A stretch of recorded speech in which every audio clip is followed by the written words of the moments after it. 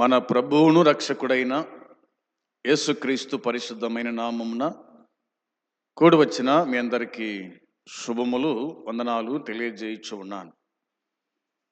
దేవుడు మిమ్మలను మీ కుటుంబాలను దీవించున్నట్లుగా మేము ప్రతిదినము మీ నిమిత్తమై ప్రార్థన చేస్తూ ఉన్నాం. జాగ్రత్తగా మీరు దేవుని వాక్యాన్ని వినాలని,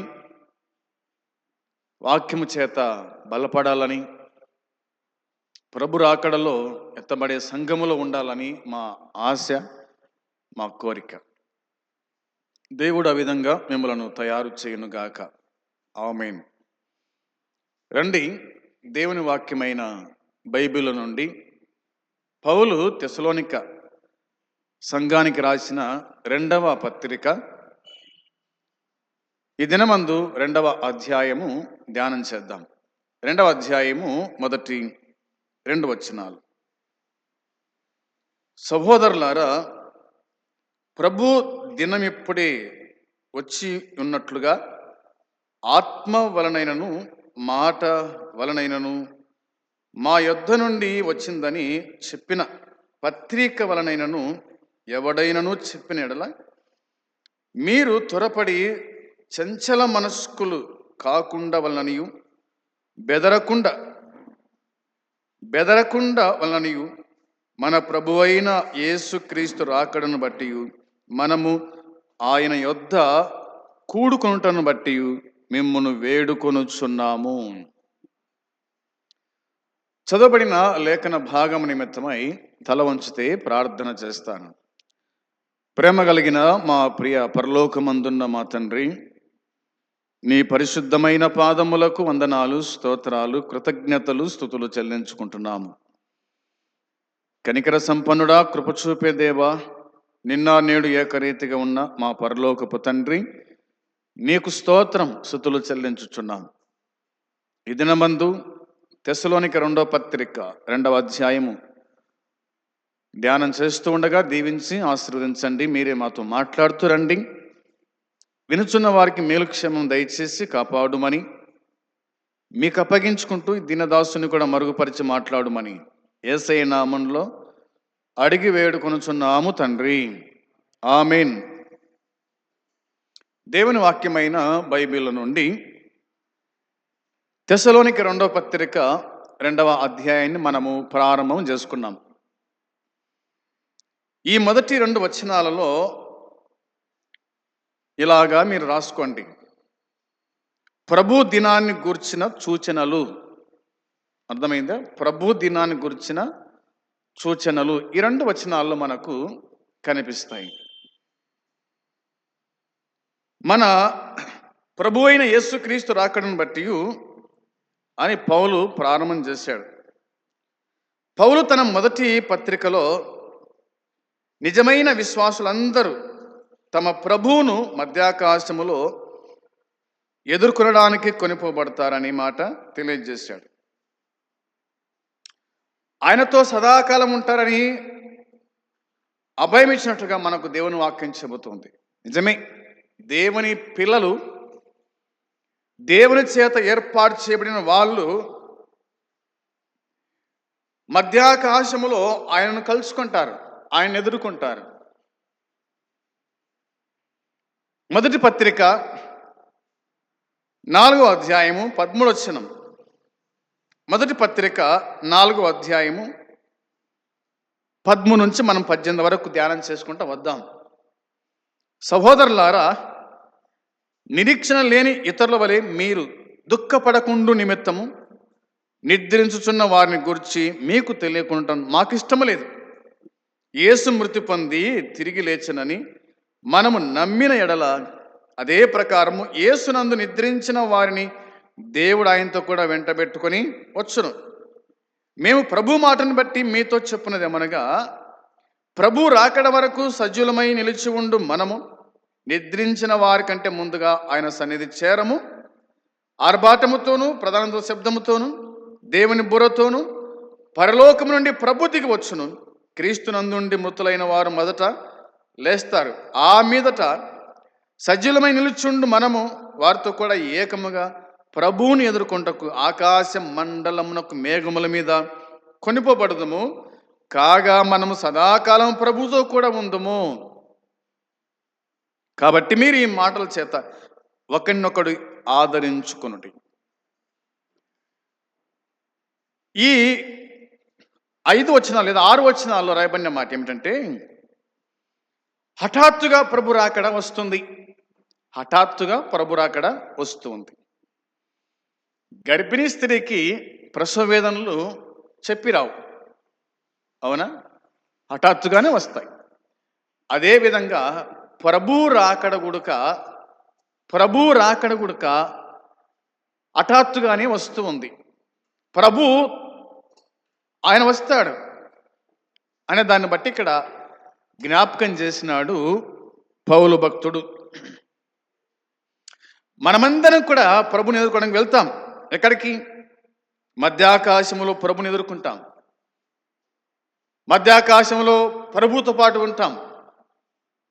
ఎంతకాలం ఉంటాం మధ్యాకాశంలో అంటే 7 సంవత్సరాలు అని బైబిల్ చెబుతూ ఉంది. 7 సంవత్సరాలు మనం ప్రభుతో మధ్యాకాశంలో ఉంటాం. ఆ తర్వాత సదాకాలం మనం ప్రభుతో కూడా ఉంటామని వాక్యమే చెబుతూ ఉంది. సదాకాలం ప్రభుతో ఉండాలంటే, సదాకాలం ప్రభు రాజ్యంలో ఉండాలంటే ఇక్కడ ప్రభుతో సహవాసము మనం చేయాలి. ప్రతి ఆదివారం మనము దేవుణ్ణి ఆరాధించాలి. సహవాసపు కూడికలకు హాజరు కావాలి, విజ్ఞాపనలకు హాజరు కావాలి, అవునా? ఇట్లా ప్రభుతో సహవాసం చేస్తుంటే అక్కడ ప్రభుతో పాటు ఉంటాము అనేది దేవుని వాక్యం మనకు తేటగా జ్ఞాపకం చేస్తుంది. అందుని బట్టి ఒకరినొకడు ఆదరించుకోండి అన్నాడు. ఈ మాటల చేత మీరు ఆదరించుకోండి, మీరు చెప్పుకోండి అని పౌలు భక్తుడు జ్ఞాపకం చేశాడు. ఈ మాటలు మనం గుర్తుంచుకుందాం. తర్వాత మాట ఏమిటంటే, ఈ సంఘటన ఈ భూమిపైకి రాబోయే దేవుని ఉగ్రత నుండి వారిని తప్పిస్తుంది అన్నమాట కనిపిస్తుంది. దేవుడు తన పిల్లలను ఉగ్రత నుంచి తప్పించువాడు, అపాయం నుండి తప్పించువాడు, ఉరి నుండి తప్పించువాడు అనేది దేవుని వాక్యం మనకు గుర్తు చేస్తూ ఉంది. తెస్సలోనిక మొదటి పత్రిక 1వ అధ్యాయము వచనం 10 చూస్తారా? 1వ అధ్యాయము 10వ వచనంలో రాయబడిన మాట 9, 10 కలిసి ఉన్నాయి. మీ యొద్ద మాకెట్టి ప్రవేశం కలిగినో అక్కడ జనులు మమ్మును గూర్చి తెలియజేయుచున్నారు.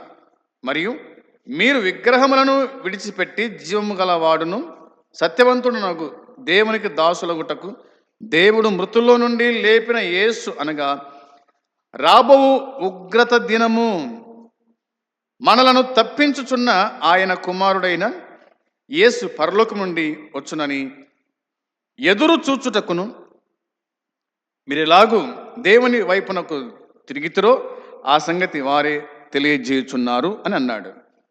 వినండి బాగా ఈ మాటలు. మీరు విగ్రహాలను విడిచిపెట్టి అన్నాడు. దేవునితో సహవాసం చేసేవాడు విగ్రహాలు విడిచిపెట్టాలి. తర్వాత జీవము గలవాడును సత్యవంతుడునగు దేవునికి దాసులగుటకు అన్నాడు. జీవము గలవాడును సత్యవంతుడకు దేవునికి దాసులు కావాలి. విగ్రహాలు విడిచిపెట్టాలి, దేవునికి మనం దాసులము కావాలి. మనం ఎవరిమంటే దేవుని దాసులము అనేది వాక్యం చెబుతోంది. దేవుని దాసులం. ఇంకేమన్నాడు అంటే ఇలాగుంది, ఆయన అనగా రాబో ఉగ్రత నుండి మనలను తప్పించుచున్న ఆయన కుమారుడైన యేసు పరలోకం నుండి వచ్చునని ఎదురు చూచుటను అనే మాట కనిపిస్తుంది. మన ప్రభు అయిన యేసుక్రీస్తు ఎక్కడ అంటే ఆయన పరలోకం నుండి వస్తాడు. దేనికి వస్తాడు? పరలోకం నుంచి అంటే ఉగ్రత నుండి తప్పించడానికి వస్తాడు. తప్పించువాడు అనే మాట కనిపిస్తుంది. ఆ తర్వాత మీరెలాగూ దేవుని వైపునకు తిరుగుతారో ఆ సంగతి అన్నాడు. దేవుని వైపు తిరుగుతారో అంటే విగ్రహాలు విడిచిపెట్టి మనం దేవుని వైపు తిరిగిన సంగతిని ఒకసారి జ్ఞాపకం చేసుకోండి అని ఆయన జ్ఞాపకం చేశాడు. ఇంకా ఒక్కచనం చూడండి మరలా 5వ అధ్యాయము తెస్సలోనిక మొదటి పత్రిక 5వ అధ్యాయము 9-10 వచనాల్లో ఇలాగ రాయబడింది. 9-10 వచనాల్లో, ఎందుకనగా మన ప్రభు అయిన యేసుక్రీస్తు ద్వారా రక్షణ పొందుటకే దేవుడు మనల్ని నియమించను గాని ఉగ్రత పాలగొటకు నియమింపలేదు. మనము మేలుకొని ఉన్నను నిద్రపోవచ్చున్నను తనతో కూడా జీవించు నిమిత్తము ఆయన మన కొరకు మృతి పొందెను అనే మాట ఉంది. వినండి బాగా. మన ప్రభు అయిన యేసుక్రీస్తు ద్వారా రక్షణ పొందుటకే దేవుడు మనల్ని నియమించినాడు కానీ ఉగ్రత పాలు కావడానికి కాదు. ఎందుకు నియమించినాడు దేవుడు మనల్ని అంటే రక్షణ పొందడానికి, ఉగ్రత తప్పించడానికి అన్నాడు. ఈ మాట అర్థం చేసుకోవాలి. దేవుడు మనల్ని నియమించినాడు ఎందుకు? రక్షణ పొందడానికి, కానీ ఉగ్రత పాలగుటకు నియమింపలేదు. దేవుడు తన పిల్లలను మరి శ్రమల గుండా తీసుకొని వెళ్ళాడు. శ్రమలో తోడే ఉంటాడు, అది జ్ఞాపకం పెట్టుకోవాలి. అయితే ఉగ్రత పాలు చేయడానికి కాదు, అది గుర్తుపెట్టుకుందాం. ఇంకా ఏమన్నాడు అంటే ఇలా రాయబడింది, క్రీస్తు రాకడను గుర్చిన నిరీక్షణ విశ్వాసులకు ఆదరణ కలిగిస్తుంది. ఎందుకంటే ఆయన మనల్ని భయంకరమైన దేవుని ఉగ్రత నుండి, అనగా దేవుని తీర్పు దినము నుండి ఆయన తప్పిస్తాడు అన్నాడు. తప్పించువాడు, విడిపించువాడు మనం చెప్పుకున్నాం ముందే. కాబట్టి ఆయన తప్పిస్తాడు. ఎలా తప్పిస్తాడు ఆయన? ఎలా తప్పిస్తాడు ఆయన అంటే వచనం 2 చూడండి. 5వ అధ్యాయం 2వ వచనంలో 2-3 వచనాలు చదువుతాను. రాత్రి వేళ దొంగ ఎలాగ వచ్చునో అలాగే ప్రభువు దినము వచ్చునని మీకు బాగుగా తెలియను. లోకులు నెమ్మదిగా ఉన్నది, భయమేమి లేదని చెప్పుకొను చుండగా గర్భిణీ స్త్రీకి ప్రసవ వేదన వచ్చినట్లు వారికి ఆకస్మికముగా నాశనము తటస్థించును గనుక వారెంత మాత్రము తప్పించుకొన లేరు. దేవుని ఎరగని వాళ్ళు తప్పించుకోలేరు, దేవుని ఎరిగిన వాళ్ళు ఆ ఉగ్రత దినాన్ని తప్పించుకుంటారు. దేవుని ఎరగని వాళ్ళు ఆ ఉగ్రత దినాన్ని తప్పించుకోలేరు, దేవుని ఎరిగిన వాళ్ళు ఆ దినమును తప్పించుకుంటారు. దేవుడే వారిని తప్పిస్తాడు, దేవుడే వారిని కాపాడుతాడు, దేవుడే వారిని సంరక్షిస్తాడు అనేది దేవుని వాక్యం తేటగా జ్ఞాపకం చేస్తూ ఉంది. తప్పించువాడు ఆయన. ఇంకేముంది? 10వ వచనం అంటే మనం చదువుకున్నాం కదా 5:10లో, మనము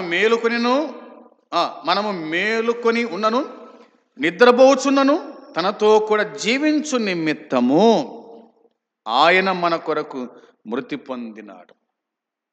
ఆయన మృతి పొందినాడు, మనల్ని జీవింపజేసినాడు. అది గుర్తుపెట్టుకోవాలి. ఆయన మృతి పొందాడు, మనల్ని జీవింపజేశాడు. ఆయన మృతి పొందకపోతే మనం జీవించలేము. అందుకోసమే ఇట్లా అన్నాడు, మనము మేలుకొని ఉన్నాను నిద్రపోవచ్చున్నాను ఆయనతో కూడా, లేదా తనతో కూడా జీవించు నిమిత్తం, తనతో కూడా జీవించు నిమిత్తం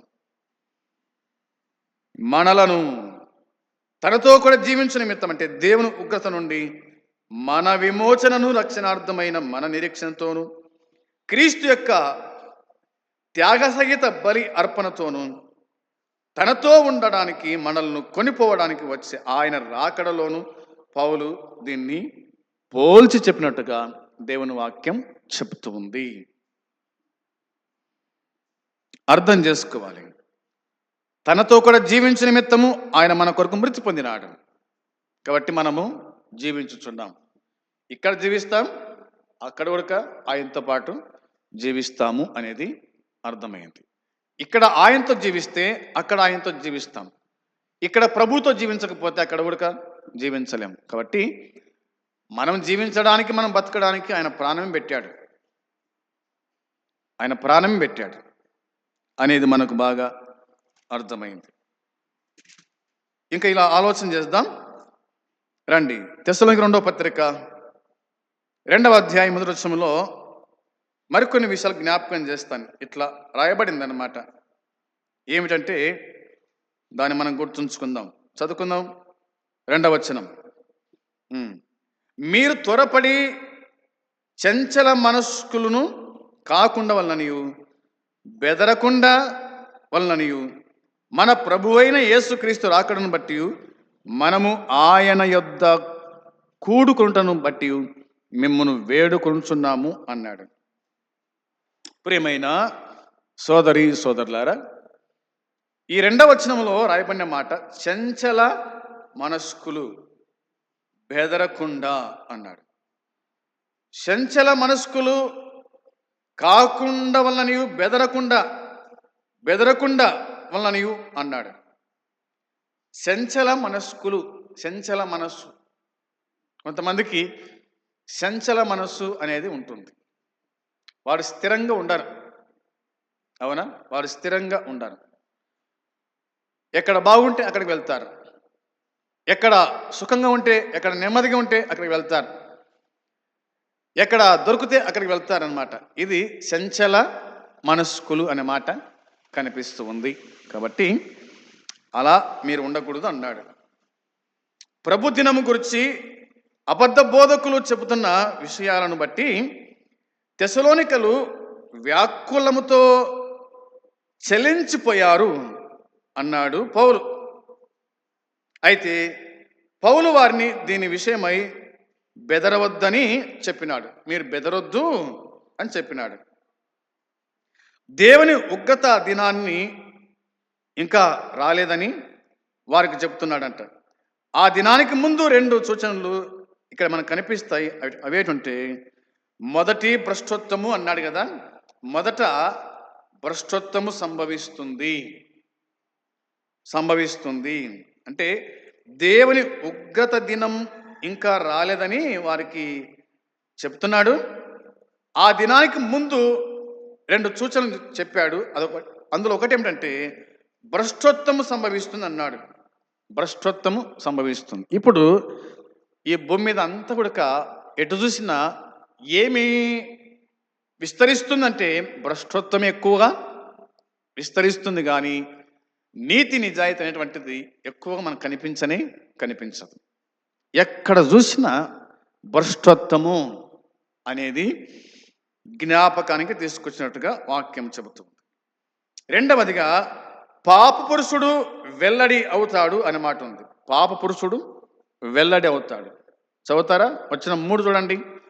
3వ వచనంలో రాయబడిన మాట, మొదట భ్రష్టత్వము సంభవించి నాశన పుత్రుడగు పాప పురుషుడు బయలుపడితేనే గాని ఆ దినము రాదు అన్నాడు.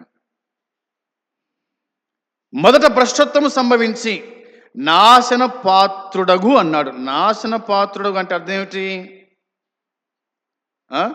నాశన పుత్రుడగు అన్నమాట. నాశన పుత్రుడు అంటే నాశనం చేసేవాడు. 2వ మాట పాప పురుషుడు అన్నమాట ఉంది కదా. పాప పురుషుడు అంటే అర్థం ఏమిటి? అంటే ధర్మ విరుద్ధ పురుషుడు అని అర్థం. ధర్మ విరుద్ధ పురుషుడు అంటే ధర్మానికి విరుద్ధంగా బతికేవాడే, ధర్మాన్ని అధర్మం చేసేవాడు ఈ పాప పురుషుడు అనేది మనకు అర్థమవుతుంది. కాబట్టి ఇవన్నీ కూడా భ్రష్టత్వము, మరి ఈ పాప పురుషుడు, ఇవన్నీ కూడా వెల్లడైతాయి ఆయన రాకడలో అనేది మనకు అర్థమైంది కదా. ఈ 2 సంఘటనలు కూడా అడ్డగించుచున్నవాడు మధ్య నుండి తీసివేయబడి తరువాతనే జరుగుతాయని పౌలు వారికి వివరిస్తున్నట్టుగా దేవుని వాక్యం మనకు జ్ఞాపకము చేస్తూ ఉంది. ఒక మాట చదువుకుందాం చూడండి. 7వ వచనం చూడండి ఒకసారి.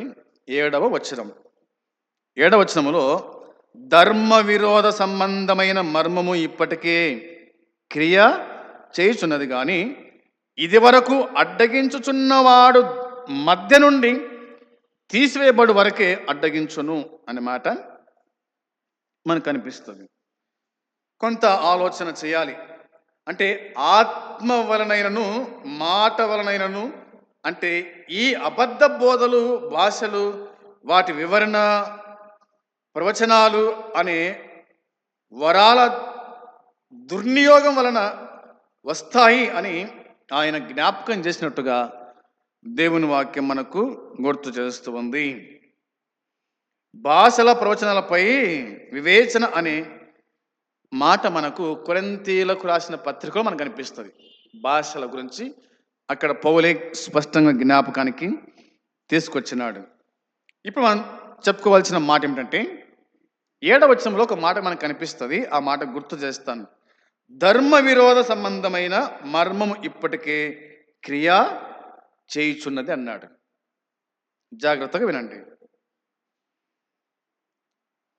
మతభ్రష్టత్వం కోసము, పాప పురుషుని కోసము మార్గాన్ని సిద్ధపరిచేందుకు దుష్టశక్తులు ఈ మానవ జాతిని చరిత్ర అంతటిలో చేస్తున్న క్రియలే ధర్మ విరోధ సంబంధమైన మర్మము అని జ్ఞాపకం చేశాడు. ధర్మ సంబంధమైన విరోధం అనే మాట కనిపిస్తుంది. ఒకటవదిగా ఇది మోసకరమైన చర్య అన్నాడు. ఇది మోసకరమైన చర్య, వచనంతో కూడిన ప్రక్రియ అన్నాడు.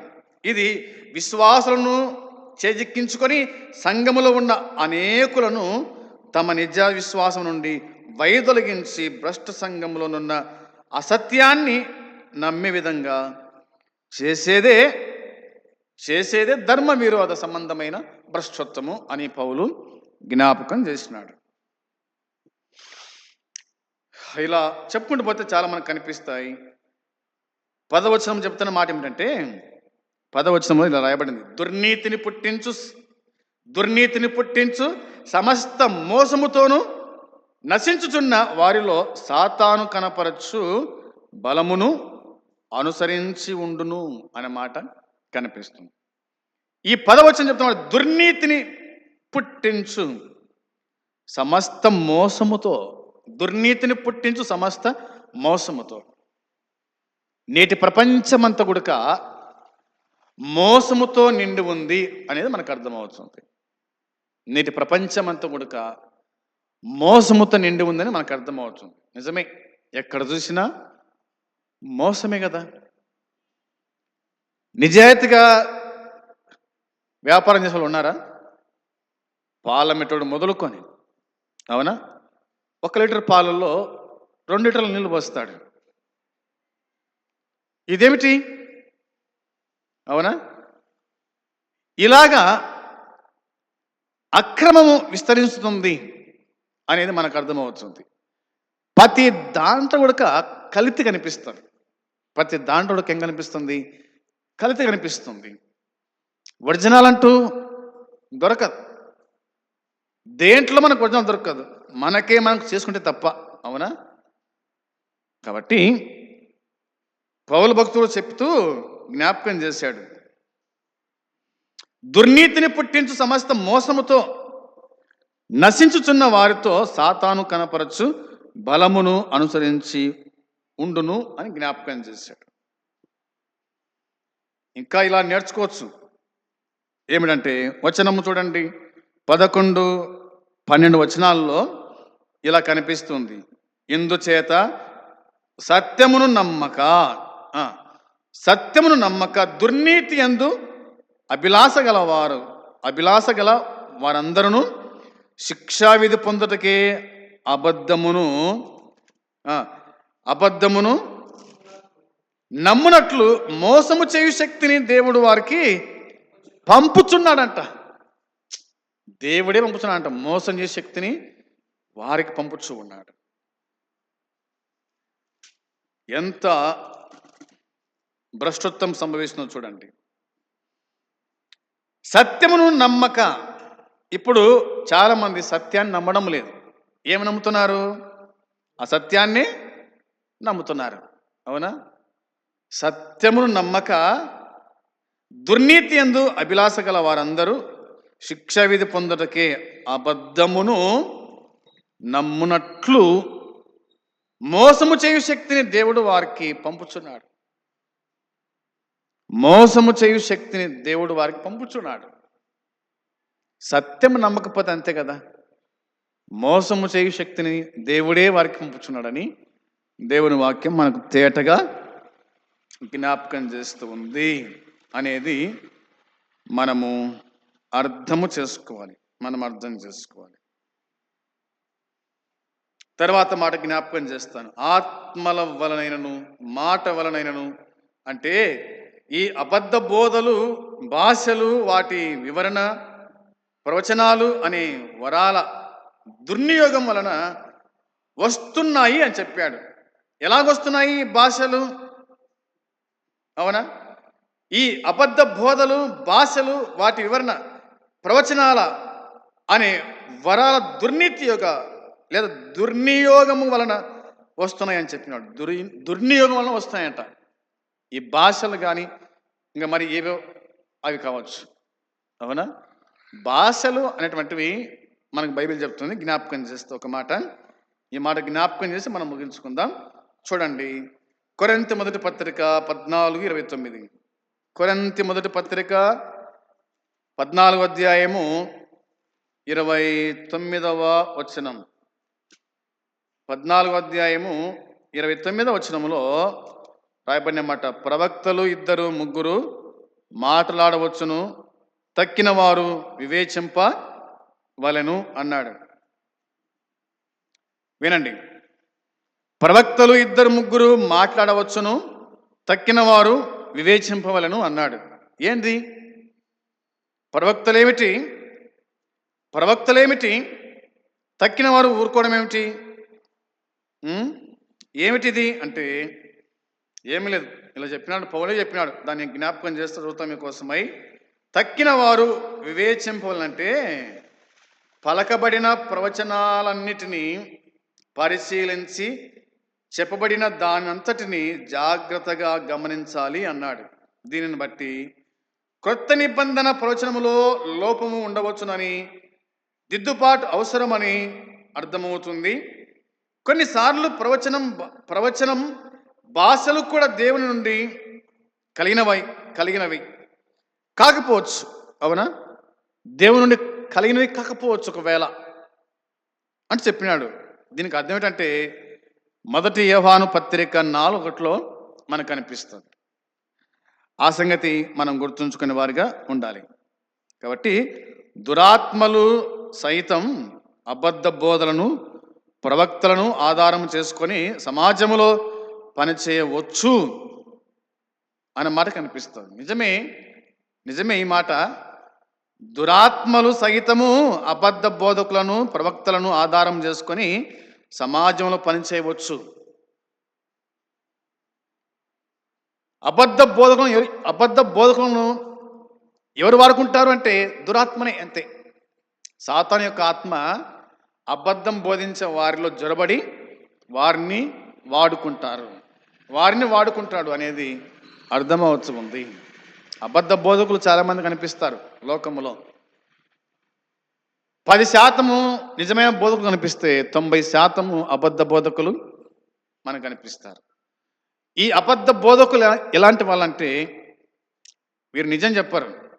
అవునా?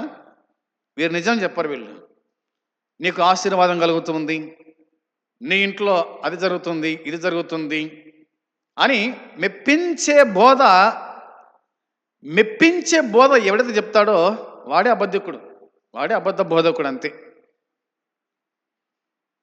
మనని ఒక మాట విన్నాను. ఒక సేవకుడు ఒక సంఘానికి వచ్చినాడు. ఆ సంఘములో వచ్చిన తర్వాత ఆ సంఘము చాలా అంటే ఆ మందిరము చాలా బాగలేదు. ఆ మందిరాన్ని పడగొట్టి, అనగా ఆ కొట్టాన్ని పడగొట్టి ఒక బ్రహ్మాండమైన ఒక మందిరం కట్టిన తర్వాత ఆయన బోధ చేస్తూ ఉన్నాడు. ఏమని బోధ చేశాడు ఆయన అంటే, సంఘానికి వచ్చేటువంటి స్త్రీలు మల్లెపూలు పెట్టుకోవద్దు, గజ్జలు చప్పిడి మనకు వినబడకూడదు, మందిరంలో మనం నిష్టంగా బతకాలి అని బోధ చేస్తే ఆ బోధకుని ఆ సంఘం నుంచి వెలివేశారు. ఆయన అన్నాడు, మీరు నన్ను వెలివేసిన పర్వాలేదు, నన్ను కొట్టిన పర్వాలేదు, కానీ నేను ఉన్నది ఉన్నట్టుగా చెప్పకుండా మానలేను. నేను మీకు నచ్చిన బోధ చేయలేను. నా బోధ దేవునికి నచ్చినదే ఆయన చెప్పి నేను చెప్తాను అన్నాడు. కాబట్టి వాళ్ళు అక్కడి నుంచి వెలివేశారు. అంటే నేటి దినాల్లో నేటి ప్రజలకు కావాల్సింది ఏంటంటే తమకు నచ్చిన బోధకుడు అవసరం. అవునా? తమకు నచ్చిన బోధ చేసేవాడే వాళ్ళకు నచ్చుతాడు కానీ ఉన్నది ఉన్నట్టుగా చెప్పే బోధకుడు వాళ్ళకి ఏమాత్రం నచ్చడు అనేది మనకు అర్థమవుతుంది. నిజమే, ఆనాటి సంఘాలు అట్నే ఉన్నాయి, ఈనాటి సంఘాలు అట్నే మనకు కొన్ని కనిపిస్తాయి. అవునా? అది మనం గుర్తుంచుకోవాలి. ఏ స్త్రీ అయితే అలంకరించుకొని, అవునా, దేవుని సంఘానికి వస్తుందంటే తనలో ఏదో ఒకటి భ్రష్టత్వము లేదా తనను సాతాను వాడుకుంటున్నాడు అనేది మనకు బాగా అర్థమవుతుంది కదా. కాబట్టి నీ అలంకరణ నీ అలంకరణ నీ ఇంటిలో మాత్రమే కానీ సంఘములో కాదు. నీ భర్త కోసమై నువ్వు అలంకరించుకో. మల్లెపూలు పెట్టుకుంటావో ఇంకేం పెట్టుకుంటావో అది నీ ఇంట్లో. అవునా? అది నీ ఇంట్లో నీ భర్త కోసమై నువ్వు అలంకరించుకో, కానీ అలంకరణ సంఘములో ఏమాత్రం కూడా ఉండకూడదు. నీ అలంకరణ చూసి మిగతా వాళ్ళు చెడిపోకుండా జాగ్రత్త పడాలనే దేవుని వాక్యం మనకు జ్ఞాపకము చేస్తూ ఉంది. అది మనము గుర్తుంచుకోవాలి. ప్రియమైన సోదరి సోదరులారా, ఈ దినమందు మనము మొదటి 2-3 వచనాలు ధ్యానము చేసినాం. కాబట్టి ఈ మాటలు మన ఆత్మీయ జీవితానికి మనము అన్వయించుకొని ప్రభు రాకడ కోసమై మనము సిద్ధపడదాం. అట్టి కృప దేవుడు మనకు అనుగ్రహించును గాక. ఆమేన్. ప్రార్థన చేద్దాం. పరమ తండ్రి, మీకు స్తోత్రం స్తుతులు చెల్లించుకుంటున్నాం. మీరు అందించిన ఈ శ్రేష్టమైన ఈ కొన్ని మాటలు దీవించి ఆశీర్వదించండి. విన్నవారి హృదయాల కార్యం జరిగించండి. నమ్మని వారికి రక్షణ మారు మనసు దయచేసి కాపాడి కృప చూపించమని మీకు అప్పగించుకుంటూ మా ప్రభు అయిన యేసుక్రీస్తు పరిశుద్ధమైన నామంలో ప్రార్థించి అడిగి వేడుకొనుచున్నాము తండ్రి. ఆమేన్. పరమందున్న తండ్రి ప్రేమ, మన ప్రభు అయిన యేసుక్రీస్తు కృప, పరిశుద్ధాత్మ సన్నిధి సహవాసము కూడి వచ్చిన మనకు సకల పరిశుద్ధులకు ఇప్పుడు ఎల్లప్పుడూ సదాకాలము తోడై ఉండును గాక. ఆమేన్. అందరికీ వందనాలు.